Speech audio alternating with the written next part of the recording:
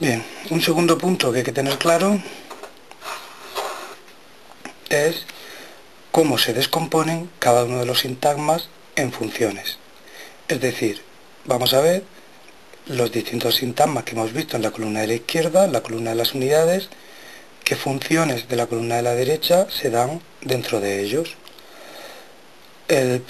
La primera unidad en realidad no será un sintagma, sería la propia oración, que es la primera unidad con la que nos encontramos cuando vamos a analizar, y tendremos que descomponerla en las funciones que le son propias. Luego tendremos que analizar los sintagmas verbales, que serán los predicados de las oraciones, los sintagmas nominales, que serán el sujeto de las oraciones u otros complementos, o complementos del verbo, puede ser un complemento directo, puede ser incluso un complemento circunstancial, dependerá de las circunstancias. Podemos analizar un sintagma adjetival, o podemos tener que analizar un sintagma adverbial, o finalmente podemos tener que analizar un sintagma preposicional.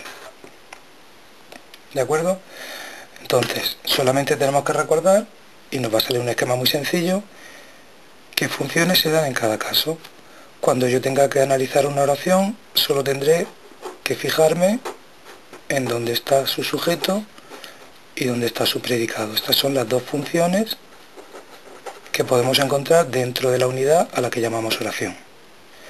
Si se trata de un sintagma verbal, si es un sintagma verbal lo que vamos a analizar, tenemos que considerar dos posibilidades dependiendo de que se trate de un predicado nominal o de un predicado verbal, es decir, que este sintagma verbal haga la función de predicado nominal o predicado verbal. En cualquiera de los dos casos nos vamos a encontrar como núcleo un verbo,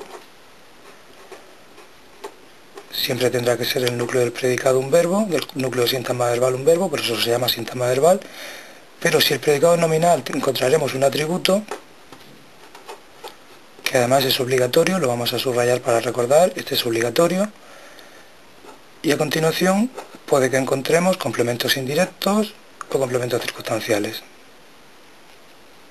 En el caso de que el predicado sea verbal, es decir, con cualquier verbo no copulativo, es decir, cualquier verbo que no sea ser, estar o parecer, podemos encontrar complemento directo, podemos encontrar complemento indirecto, podemos encontrar complemento circunstancial y podemos encontrar otros complementos que de momento no vamos a ver. Estamos de momento en el plano más sencillo. Simplemente recordar que el sintagma verbal puede tener dos formas dependiendo de si se trata de un predicado nominal o un predicado verbal. Predicado nominal con los verbos ser, estar o parecer ha de ir acompañado de un atributo y puede llevar complemento indirecto y complemento circunstancial. El predicado verbal tendrá como núcleo un verbo y puede llevar, en este caso ninguno de estos complementos es obligatorio, complementos directos, indirectos y circunstanciales. Y alguno más que de momento no analizamos. Si lo que vamos a analizar es un sintagma nominal, tenemos que recordar que constará de un determinante o varios, por eso lo vamos a poner aquí una S, determinantes, normalmente uno, pero puede ser más de uno, un núcleo, que evidentemente tiene que ser un nombre o un pronombre, puesto que se trata de un sintagma nominal, y a continuación puede tener complementos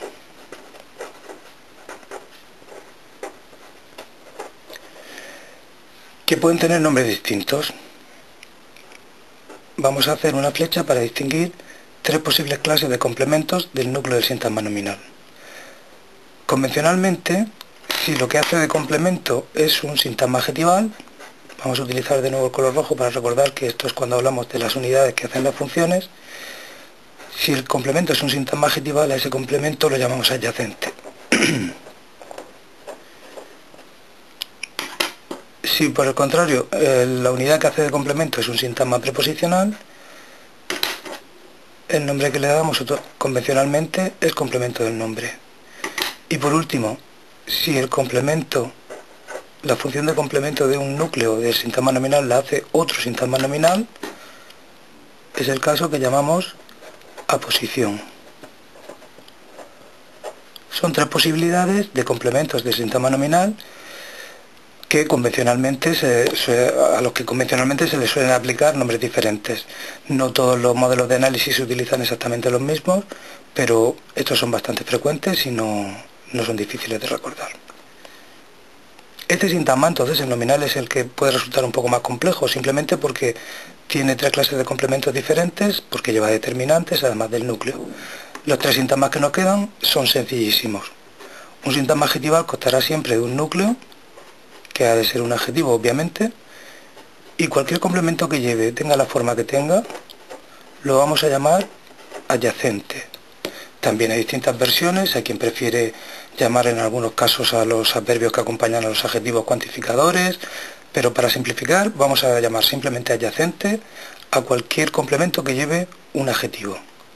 En lugar de distinguir 3 posibilidades, como hacemos con los complementos del sintagma nominal, en este caso es mucho más sencillo. Sea un adverbio, sea un sintagma preposicional, lo vamos a llamar adyacente.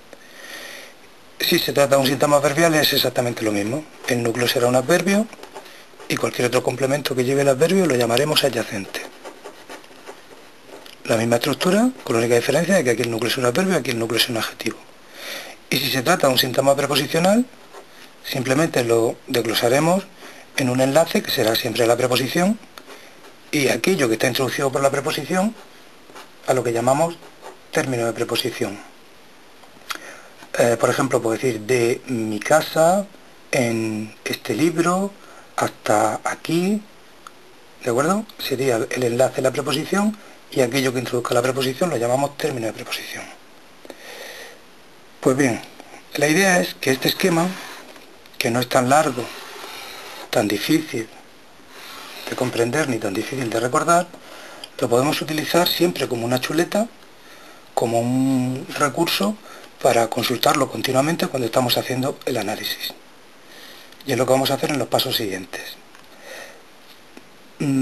Haré previamente la aclaración de que este esquema reproduce lo que más ampliamente se ve en esta tabla, que también está en la web y que hemos pasado fotocopiada en clase, en la que no solamente aparecen las unidades y las funciones, sino que además se va detallando en esta columna central cuáles son las características de cada una de las funciones, por ejemplo, características del sujeto, características del predicado, etc.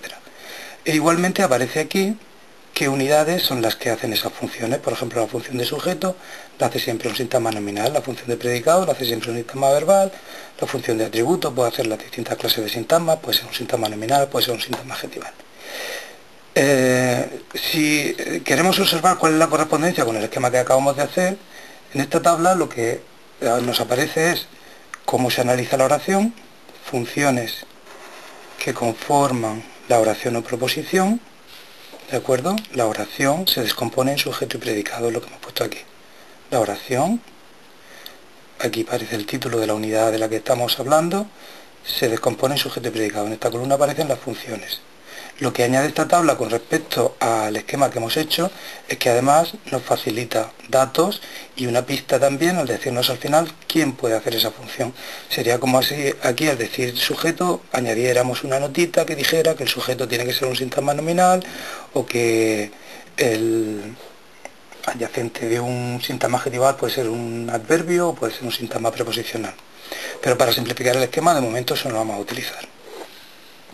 Si lo que se trata de analizar es un sintagma verbal, vemos aquí funciones que conforman el sintagma verbal, equivale a este esquema que hemos hecho aquí. Aquí aparece el núcleo del sintagma verbal y los distintos complementos que pueden aparecer: atributo, complemento directo, complemento indirecto. Continúa la vuelta con otros complementos como el suplemento, el complemento predicativo, el complemento agente, que de momento no vamos a ver.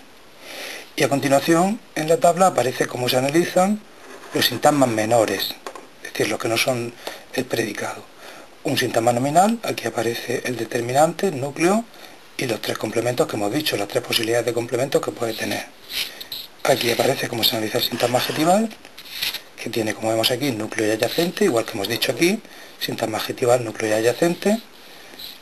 El sintagma adverbial, que tiene núcleo y adyacente, y el sintagma preposicional, que tiene el enlace y el término de la preposición, igual que hemos dicho aquí, sintagma preposicional, enlace y término de preposición.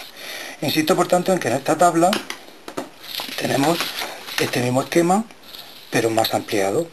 Que nos ofrece esta tabla, como hemos dicho, información sobre las características de la función para no confundir una con otra, por ejemplo, cómo se diferencia un complemento directo de un indirecto, en el caso de los que pueda ser dudoso, qué clases de complementos circunstanciales hay, qué es un adyacente o qué es una posición según los casos, etcétera, ¿de acuerdo? Pero si bien esta tabla es bastante sencilla, ya requiere un poco más de trabajo y de memorización. Y lo que pretendo que se vea con este esquema que ofrezco ahora es que incluso aunque uno no sepa todos los detalles, no lo conozca bien, aplicando las fórmulas puede equivocarse lo mínimo.